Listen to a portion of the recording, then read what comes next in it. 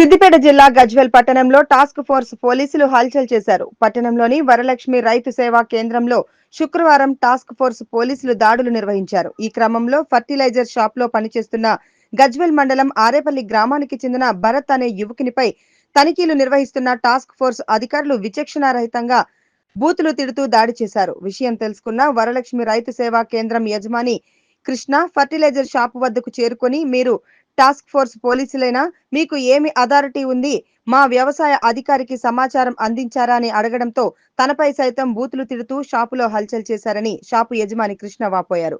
ఇలాంటి చట్టవిరుద్ధంగా వ్యవహరిస్తున్న కానిస్టేబుల్ ను సస్పెండ్ చేసే వరకు ఆందోళన చేస్తామని ఫర్టిలైజర్ షాప్ వ్యక్తులు అన్నారు. సిఐ రవికుమార్ జోక్యంతో సద్దుమణిగింది ఆందోళన.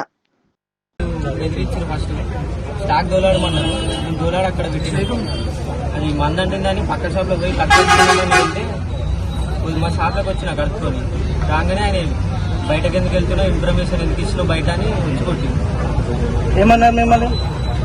ఇప్పుడు వాళ్ళు వచ్చినాక ఏమని అన్నారా? చెప్పు. ఓసిడికే స్టాక్ దోలాడుకోరు అన్నారు. నన్ను వచ్చి కొట్టి బయటకి ఎందుకు లేదు, ఇన్ఫర్మేషన్ ఎందుకు ఇస్తున్నావు అని వచ్చి కొట్టి పోస్ట్ మార్టం ఓసిడికే అన్నారు, లంబికే అన్నారు. కొట్టిరా? ఒకరే కొట్టిరా, ఇద్దరు కొట్టిరా? అందరికీ నమస్కారం. నా పేరు కృష్ణ, వరలక్ష్మి రైతు కేంద్రం గజ్వేల్ బ్యాంక్ ఆపరేటర్ను. నేను సుమారు 3:30 ప్రాంతంలో నేను బ్యాంకు వెళ్ళడం జరిగింది. ఈ సిద్దిపేట టాస్క్ ఫోర్స్ కానిస్టేబుల్స్ ఇద్దరు నా షాప్లో సెర్చింగ్కి వచ్చారు పంపిణీ గురించి. అప్పుడు మా పిల్లలు ఉన్నారు మా షాప్లో గుమ్మస్తలు, వాళ్ళని స్టాక్ ఇవ్వని అడిగితే ఒకటి బిల్లు కొట్టించారు. ఇంకా ఉన్నాయరా అంటే, సార్ ఈ మధ్యనే షాప్ చదివినాం దోలాడతాను సార్ అంటే, మా పిల్లలపై అదే బోసిడికే ఎంతసేపు దోలాడతారో కొందరు దోలాడుకో మాకు పని ఉందని అన్నారంట. మా అబ్బాయి ఒకతన చేతికి మందంటే నేను ట్యాప్ కాడిపోయి పక్క షాప్లో మాదే ఆ పక్క షాప్లో కడుక్కోవడానికి కడుక్కొని షాప్లోకి రాగానే ఎటువైనవరా నువ్వు, ఎవరికి ఇన్ఫర్మేషన్ ఇచ్చినా అని అబ్బాయిని కుట్టడం జరిగింది. మేము వచ్చిన తర్వాత, సార్ మీరు ఎవరు, ఎందుకు వచ్చిరని అడిగినా, మీకు చెప్తామని వాళ్ళు నైట్ పాయింట్ల మీద ఉన్నారు. సార్ మరి మీరు వేషధారణ మాత్రం పోలీసుల్లాగా మాకు కనిపించలేదు, ఎవరు మీ ఐడి కార్డు చూపించాలంటే చూపిస్తాం, నీకు ఫస్ట్ ఐడి కార్డు చూపించానా మాకు సహకరిస్తాం అంటే, మీకు అందరికీ సహకరిస్తాము, మాకు అగ్రికల్చర్ డిపార్ట్మెంట్ ఉంది, మా సార్ రాలేదు, మరి మీరు ఎవరో మాకు తెలియదు అని ఐడి కార్డులు అడిగాను. సార్ ఐడి కార్డులు మీకు ఎందుకు చూపించాలి, మీకు చూపించాల్సిన అవసరం మాకేముంది అని బెదిరిస్తున్నారు.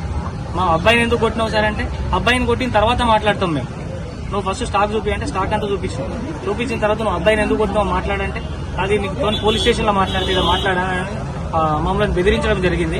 ఏదైనా ఉంటే ఇలా మేము రైతులకు సేవ చేస్తున్నాం, చేస్తూ ఏదో 4 రూపాయలు సంపాదించుకోవాలని వేలు రెంట్లు కట్టు రోడ్ల మీద బతుకుతున్నాం పీజీ చదివిన క్యాండిడేట్లను. మాకు కూడా కనీసం గౌరవం ఇవ్వకుండా కొట్టడము, ఇట్లా దుర్భాషలు ఆడడము మాకు చాలా అమర్యాదగా ఫీల్ అవుతున్నాము. దీని మీద మీరు ఏదైనా ఉంటే మాకు న్యాయం చేయాల్సిన మేడం మిత్రులను కోరుకుంటున్నాను. మరి ఈరోజు మరి కుమ్రాన్ రోడ్లో గల మా మిత్రుడు వరలక్ష్మి వారి షాప్ దగ్గరికి మరి 3:30 ప్రాంతంలో సిద్దిపేట టాస్క్ ఫోర్స్ పోలీసు వాళ్ళు ఇక్కడికి రావడం జరిగింది. మరి అతను కూడా ఆ టైంలో అక్కడ లేదు, వాళ్ళ గుమస్తాలు ఉన్నారు. మరి అతను కూడా బ్యాంకుకు వెళ్ళడం జరిగింది.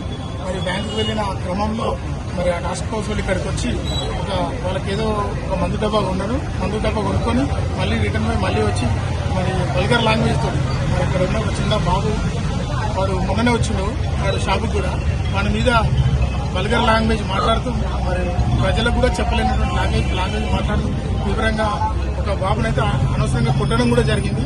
మరి మీకు అధికారం ఉన్నది, మీరు ఏదైనా ఉంటే బాజాప్తా బిల్ ఉన్నది, డిపార్ట్మెంట్ అగ్రికల్చర్ డిపార్ట్మెంట్ ఉన్నది, ఇన్వాయిస్ ఉన్నది, G3 ఫామ్ ఉన్నది, స్టాక్ ఉన్నది.